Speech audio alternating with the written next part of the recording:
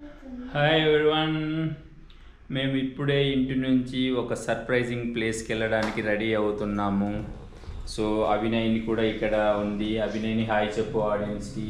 తర్వాత లహరి కూడా కిచెన్లో చిన్న చిన్న పనులుంటూ చూసుకుంటుంది.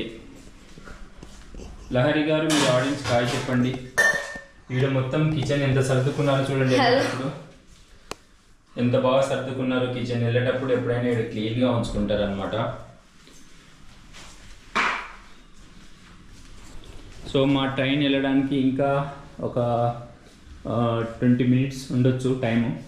సో అంతవరకు వీళ్ళు ఏం చేస్తున్నారంటే జస్ట్ లైక్ దట్ అలా ఊరికే టైంపాస్ చేస్తున్నారు టీవీలో బాహుబలి 1 చూసుకుంటూ.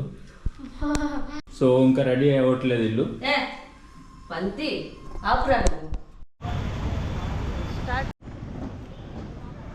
మేము ఎక్కడికి వెళ్తున్నాం అనే విషయము లహరికి కానీ అభినయ్నికి కానీ చెప్పలేదు. జస్ట్ ప్లాట్ఫామ్ నెంబర్ చెప్పాను, ఒక రైలు ఆగిందని చెప్పాను. వాళ్ళు ఇంటర్నెట్లో చూశారు ఏవేవి స్టేషన్లు రాబోతున్నాయని. కానీ వాళ్ళకు కూడా ఐడియా లేదు ఎగ్జాక్ట్గా ఏ స్టేషన్లో దిగబోతున్నామని. సో వాళ్ళు కూడా సర్ప్రైజ్ని ఎంజాయ్ చేసుకుంటా నేను చెప్పిన దానికి ఓకే చెప్పి ఎక్కడికి వెళ్తున్నామని అడగకుండా జర్నీ చేశారనమాట. So cute of them.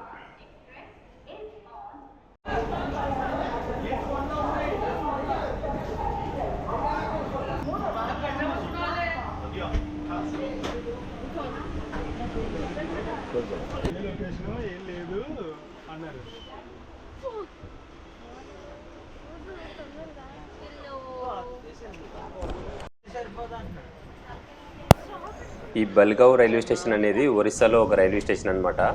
ఇది చిల్క లేక్ దగ్గరగా ఉంది. సో మేము చిల్క లేక్కి వెళ్ళడానికి ప్లాన్ చేసాము. మిడ్ నైట్ ఎక్కాము వైజాగ్లో ట్రైను. అర్లీ మార్నింగ్ 5కి బెల్గావ్కి రీచ్ అవుతుంది అనమాట. సో ఒక అరగంట లేట్ అయింది. ఇంకా లేట్ అయింది, స్టేషన్ రాలేదని చెప్పేసి అంతా పడుకున్నాము. స్టేషన్ వచ్చిన తర్వాత వీళ్ళు లెగలేదనమాట చెప్పేసి నేను స్పీడ్గా దిగేసాను. వీళ్ళు ఇంకా దిగలేకపోయారు. నేను ఇంకా దిగొద్దండి, మీరు అలానే నెక్స్ట్ స్టేషన్లో దిగమని అని చెప్పాను. నెక్స్ట్ రైల్వే స్టేషన్ వచ్చేసి కుర్దా రోడ్ జంక్షను.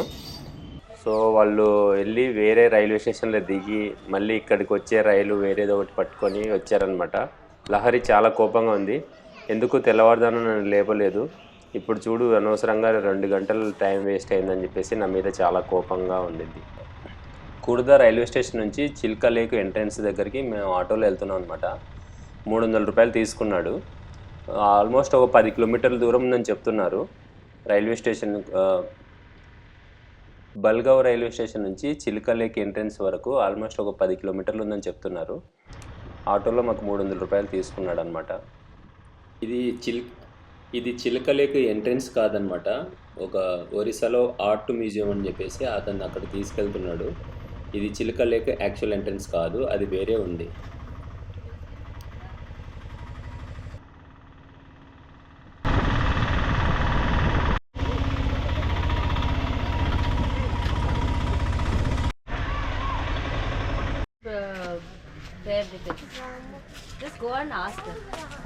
అక్కడ ఏదో బోర్డు కూడా.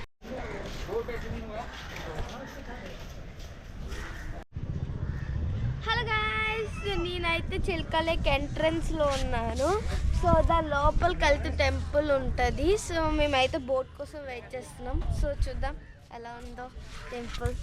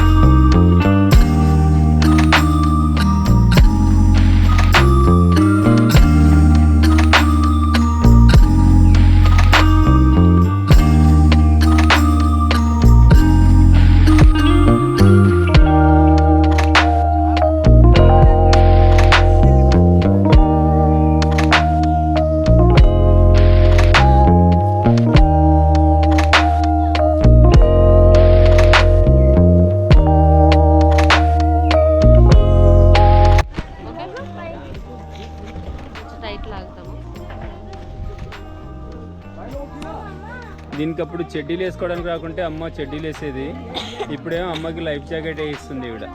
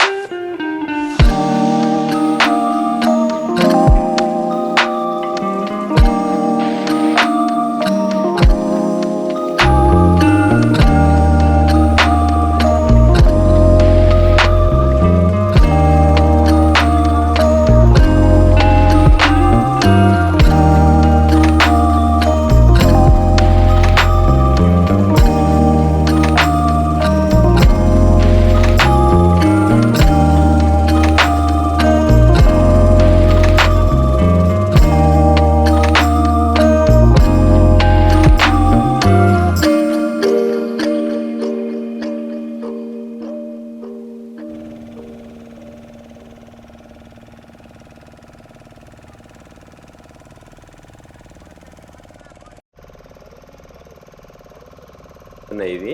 సో వాటర్ పైన ల్యాండ్ కాగానే వాటి రెక్కల నుంచి జాగ్రత్తగా వాటర్లో తడవకుండా పైనే ఉంచుకొని ఫోల్డ్ చేసి పెట్టుకుంటున్నాయి అన్నమాట. అది చాలా క్యూట్గా అనిపించింది. సో ఈ చిలుక లేకు ఆల్మోస్ట్ 1100 కిలోమీటర్ల విస్తీర్ణంలో వ్యాపించినందువల్ల మధ్య మధ్యలో వాటరే కాకుండా కొన్ని ఐలాండ్స్ ఏర్పడ్డాయి అన్నమాట. ఆ ఐలాండ్స్లో కొన్ని టెంపుల్స్ ఉన్నాయి, కొన్ని జస్ట్ ఫారెస్ట్ లాగా ఉన్నాయి, కొన్ని ఓపెన్ ఐలాండ్స్ ఉన్నాయన్నమాట. ఆ ఐలాండ్కి డిఫరెంట్ నేమ్స్ ఉన్నాయి. ఒక ఫన్నీ నేమ్ కూడా ఒక ఐలాండ్కి ఉంది ఇక్కడ, అదేంటంటే హనీమూన్ ఐలాండ్. మేమైతే అక్కడికి వెళ్ళలేదు. సో ఇక్కడ ఈ చిలుక లేక్లో డాల్ఫిన్స్ని కూడా చూడొచ్చు అనమాట. అంటే ఇంకొంచెం ఇంకా డీప్ వాటర్లోకి వెళ్ళిపోతే అక్కడ డాల్ఫిన్స్ కూడా కనపడతాయి. బే ఆఫ్ బెంగాల్ని ఆనుకొని ఉంటుంది. దీన్ని లగూన్ అనొచ్చు, లేదంటే లేక్ అనొచ్చు అనమాట. ఇది ప్రపంచంలోనే 2వ అతిపెద్ద లేక్ అనమాట. లేక్ అనొచ్చు, లగూన్ అనొచ్చు. లగూన్ అంటే ఏంటంటే ఇప్పుడు ఏదైతే నది వాటర్ సముద్రంలో కలుస్తుందో ఆ కలిసే చోట కొన్ని చోట్ల సముద్రాన్ని అనుకొని పెద్ద పెద్ద గొయ్యిలాగా ఏర్పడినప్పుడు ఆ సముద్రంలో వాటర్ బ్యాక్ వాటర్ అయిపోయి ఈ గొయ్యిలోకి వస్తుందన్నమాట. వీటినే లగూన్ అంటారు. ఇవి సముద్రం దగ్గర ఏర్పడతాయి మ్యాక్సిమము. సో ఇవి కంప్లీట్గా ఉప్పగా ఉండవు, అలా అని చెప్పేసి స్వీట్గా ఉండవు. వాటరు మిక్స్ అనమాట. కొన్నిసార్లు రైన్ సీజన్లో కొంచెం స్వీట్గా అనిపిస్తుంది ఈ వాటరు. తర్వాత మామూలుగా వర్షాలు లేని టైంలో ఇంకా సముద్రం వాటర్ లాగానే అనిపిస్తుంది. ఇది చిలుక లేక్. ఇది వరల్డ్ యునెస్కో హెరిటేజ్ సైట్గా దీన్ని రికగ్నైజ్ చేసిందనమాట. సో దీనికి ప్రొటెక్ట్ చేయడానికి, ప్రిజర్వ్ చేయడానికి ఈ లగూన్స్ని, ఈ చిలుక లేక్ని వరల్డ్ యునెస్కో బ్యాంక్ నుంచి ఫండ్స్ వస్తాయన్నమాట దీన్ని ప్రొటెక్ట్ చేయడానికి.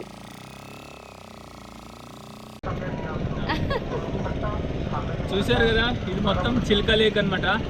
1200 కిలోమీటర్ల విస్తీర్ణంలో ఉందన్నమాట ఇది చిలుక లేక్. అంటే వైజాగ్ నుంచి హైదరాబాద్ వరకు ఎంత స్పేస్ ఉందో అంత వెడల్పైన లేక్ అనమాట ఇది. మాకు ఇక్కడికి రావడానికి ఆల్మోస్ట్ ఒక 3 గంటలు పట్టింది జర్నీ. 300 రూపీస్ తీసుకున్నారు టికెట్ అయితే తక్కువనే, బట్ జర్నీ చాలా అంటే గొడవలో ఇలా షేక్ చేసుకుంటూ రావాల్సి వస్తుంది. చిలుక లేక్ హైలైట్ అసలు. దానికి కూడా చాలా బాగా నచ్చింది. దానికి బాగా నచ్చింది ఏంటంటే అని చెప్తుంది. సో మధ్యలో దారి ఒకటే బర్డ్స్ అయితే చాలా ఎక్కువ వస్తున్నాయి. వాటికి ఫుడ్ లాగా చిన్న చిప్స్ లాగా ఏమైనా పెడితే కనుక మన వెనకాల బోట్ని ఫాలో అవుతూనే వస్తుంది. చాలా అంటే చాలా బాగున్నాయి బర్డ్స్. ఆ బర్డ్స్ స్పెషాలిటీ ఏంటంటే అవి మైగ్రేటెడ్ బర్డ్స్ అనమాట. ఇక్కడివి మన కంట్రీవి కాదు. సో ఎక్కడి నుంచో వచ్చి వింటర్లోనే మైగ్రేషన్ కోసం వస్తాయి స్పెషల్లీ. చాలా బాగుంది బర్డ్స్. క్యూట్ ఎంత అందంగా ఉందో అసలు. ఎంత బాగా స్విమ్ చేసుకుంటా చాలా బ్యూటిఫుల్గా ఉన్నాయి. ముద్దొచ్చేస్తుంది అసలు బర్డ్స్ అన్నీ కూడా.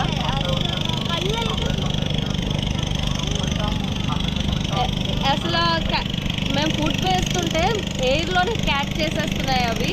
అంత బాగా క్యాచీగా ఉన్నాయి. చాలా బాగున్నాయి బర్డ్స్. వీడియోలో చూడండి.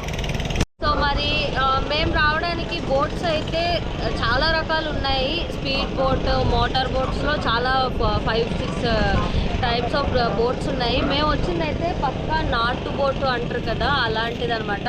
ఫుల్గా అలల్లోని ఊగిపోయి వచ్చాము.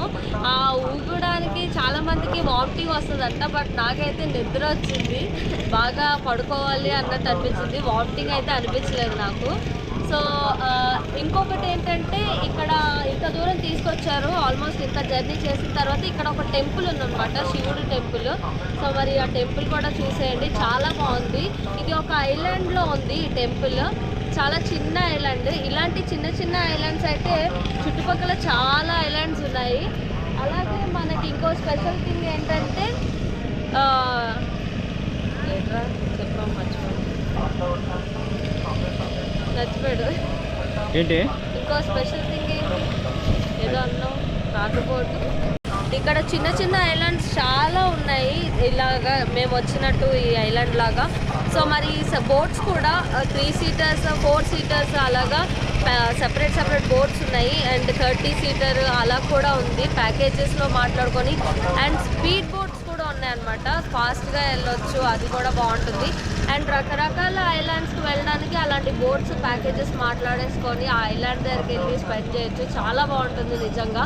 It's really super, wow, beautiful Chilka lake. ఇది చూసారా, చూడడానికి మామూలుగా నేల మీదే ఉన్నట్టుంది, కాకపోతే ఇది కంప్లీట్గా ఒక ఐలాండ్ అనమాట, చిన్న దీవి, వాటర్ మధ్యలో ఒక చిన్న దీవి. ఇవి చాలా పురాతన కాలంలోనే ఇక్కడ ఒక దేవాలయం కట్టారు. జగన్నాథ స్వామి ఇక్కడ దేవుడుగా ఉంటారనమాట. హలో టెంపుల్ చెప్పండి.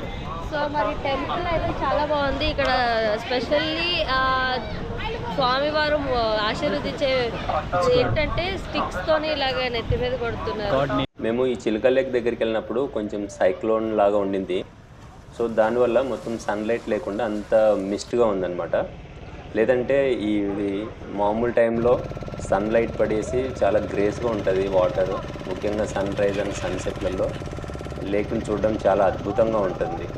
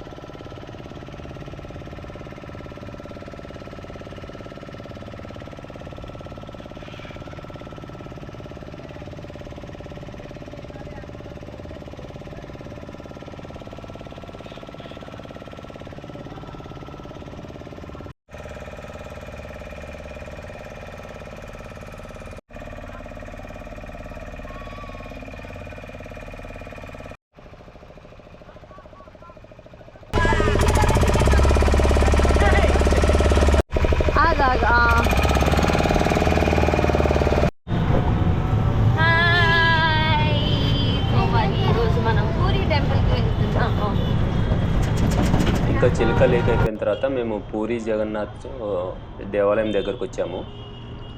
ఈ రోడ్ వచ్చేసి గ్రాండ్ ట్రంక్ రోడ్ అంటారు.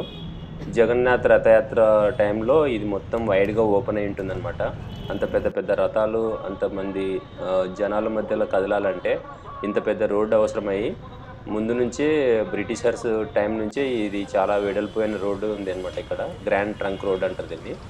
కొంచెం దూరం వరకు వెళ్ళిపోయి అక్కడ నుంచి నడుచుకుంటూనే వెళ్ళాలి. సో దేవాలయం ఎదురుగానే చెప్పుల స్టాండ్లో ఫెసిలిటీ ఉంటుంది అనమాట. మొబైల్ ఫోన్స్ వాల్యుబుల్స్ కూడా అక్కడ డిపాజిట్ చేయొచ్చు.